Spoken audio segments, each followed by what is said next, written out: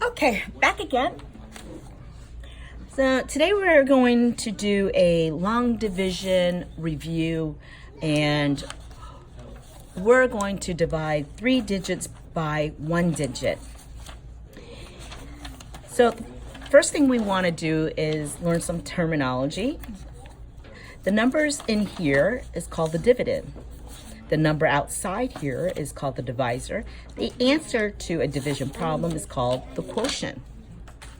So the first thing we need to do is look at this first digit, the number 5. You have to ask yourself, can you divide 5 into 6? You cannot divide 5 into 6 because 5 is smaller than 6 or less than 6.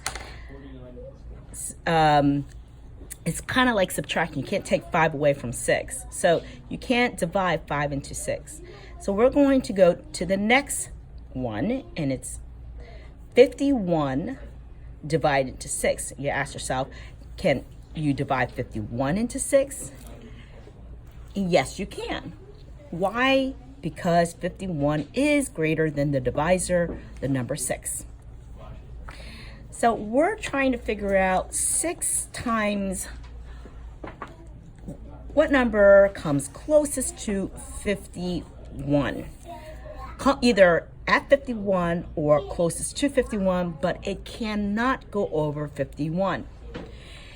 In case some students might not have memorized all their times table, you can create your own by using the 2 times table or the 5 times table.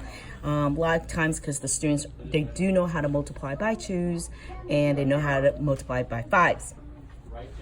So I would start with, in this situation, because 51 is kind of a large number, and I would go 6 times 5 is 30.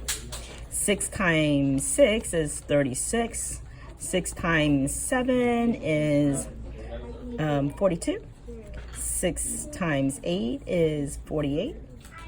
6 times 9 is 54. And multiplication is really repeated addition. So if you notice that you take the product, this product, and you add it by 6, it will give you 36. You take 36 and you keep adding 6, you'll get 42. 42 add 6, get 48, and 48 plus 6 will give you 54. I'm stopping at this 6 times 9 because I noticed that 54 is greater than 6.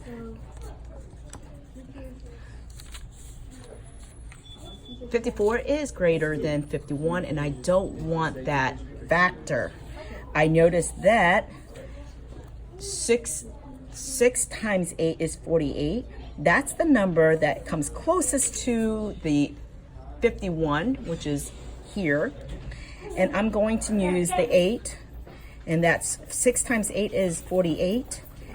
And then you're going to subtract. So far we divided. Step 1 is to divide.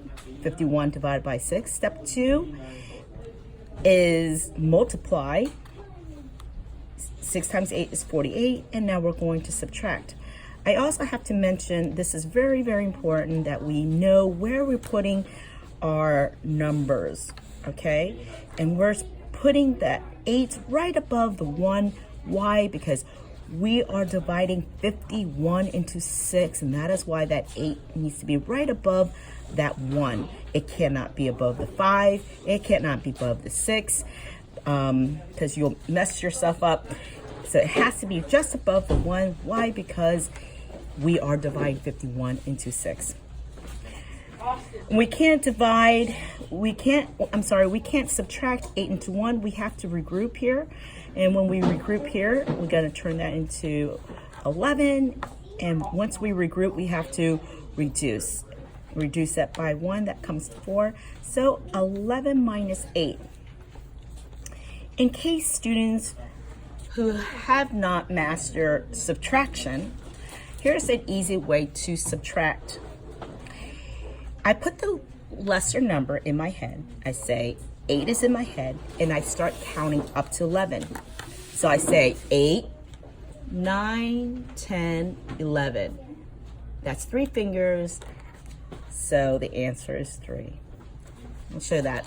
So when you're subtracting a large number that you don't have enough fingers, you can put the lesser number in your head, which is 8 in your head, and then you count out 9, 10, 11. That's 3 fingers. Next, you're going to bring down the next dividend, and that becomes bring down the 6, that becomes a 36, and repeat the pattern again.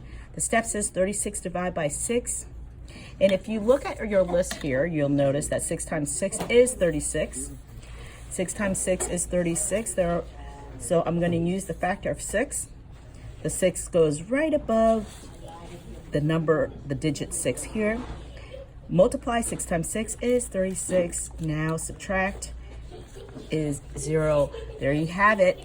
So the quotient of 516 divided by 6 is 86. No remainder.